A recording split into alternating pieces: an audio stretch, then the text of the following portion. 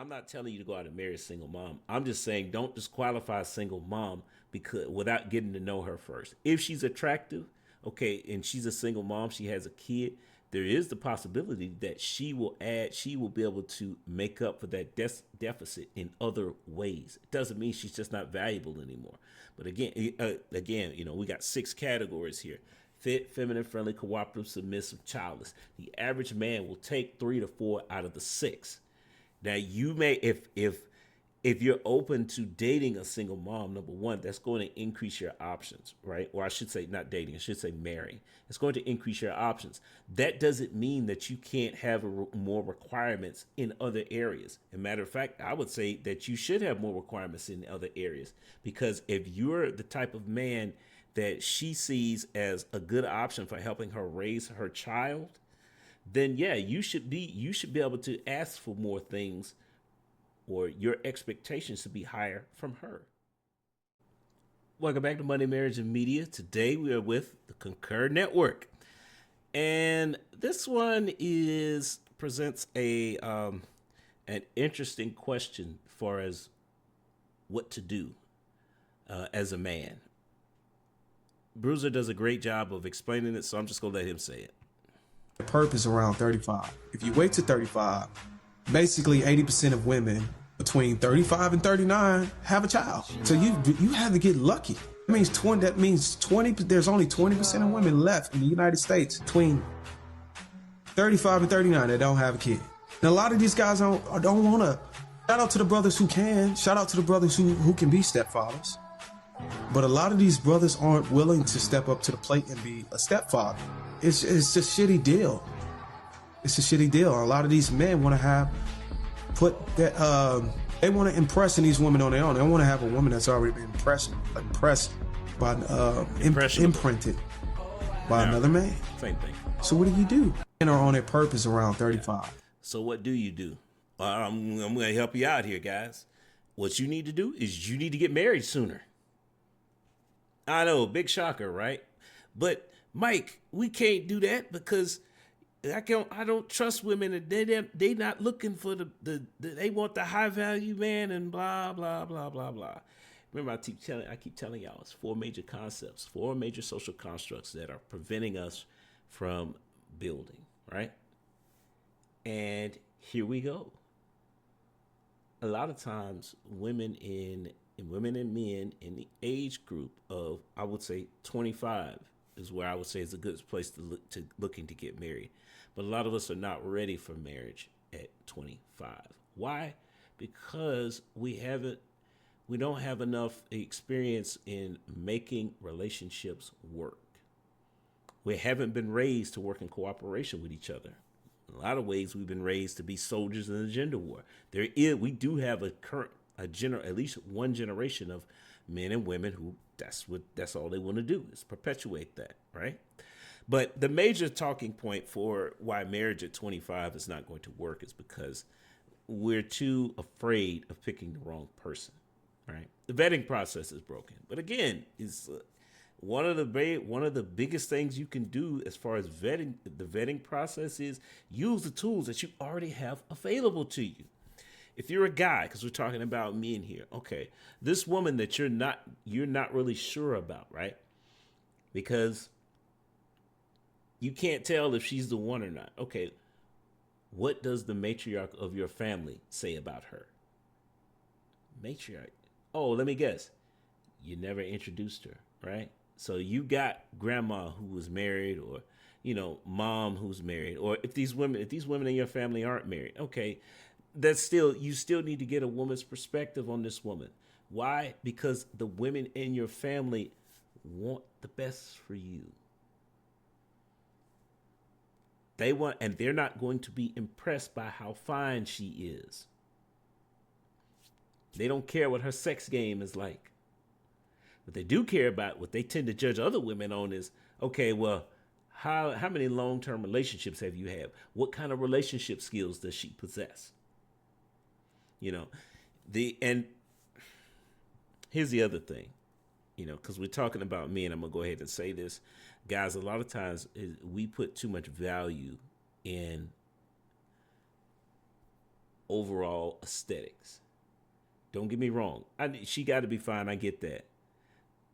But if you're reaching the point where all you keep attracting is women who look good, but they're completely shallow, they have nothing else going for them, you need to step down in looks so you can go up in cooperation or other relationship skills that are going to mean they're going to be valuable long term.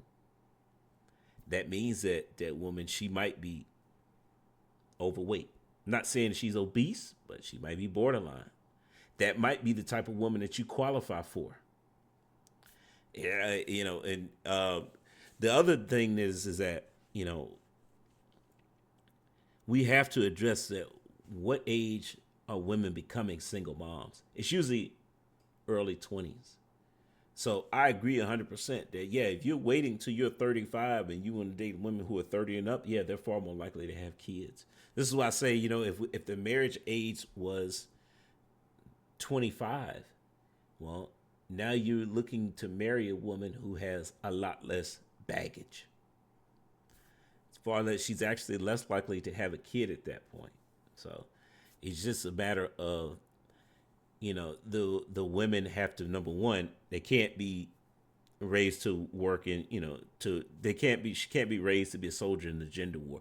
Number two, she actually has to have the patriarch in her family. Women need to be using the patriarch in their family to actually vet the men that they could potentially spend a lifetime with. Most women don't do that right now. Remember, it's like I always say, guys, when women come with these sob stories about how bad the man was in the previous relationship, instead of trying to, to shame her, saying, well, you picked him and all this other stuff, it's a simple question. Okay, man, that sounds pretty bad. Who vetted that guy for you?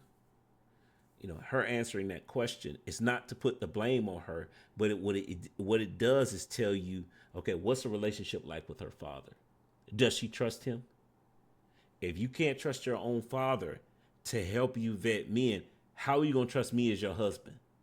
How's that going to work? See, that's why you need to ask that question, because it's not, and if she can't answer it, it's not like a death sentence, but it is something that you're going to need to address. How much time or how you want to address that depends on, the women that you're with. But I think that ultimately, this is a good answer to this question. Is like, men who desire women in their 30s are predisposed to become stepfathers. Look, it's just a numbers thing. Now, here's my take on that. Is a woman being a single mom a death sentence? No. Hear me out here for a second, fellas. If that's a non-negotiable for you, then by all means. But you got to understand, if you're waiting that long, then that's what's out there. Now, if it's not a death sentence for you, i.e., and what I mean by that is that I'm not telling you to go out and marry a single mom. I'm just saying don't disqualify a single mom without getting to know her first. If she's attractive, okay, and she's a single mom, she has a kid, there is the possibility that she will be able to make up for that deficit in other ways. It doesn't mean she's just not valuable anymore. But again, we got 6 categories here: fit, feminine, friendly, cooperative, submissive, childless. The average man will take 3 to 4 out of the 6. Now, you may, if you're open to dating a single mom, number one, that's going to increase your options, right? Or I should say not dating, I should say marrying. It's going to increase your options. That doesn't mean that you can't have more requirements in other areas. As a matter of fact, I would say that you should have more requirements in other areas, because if you're the type of man that she sees as a good option for helping her raise her child, then yeah, you should be able to ask for more things, or your expectations to be higher from her.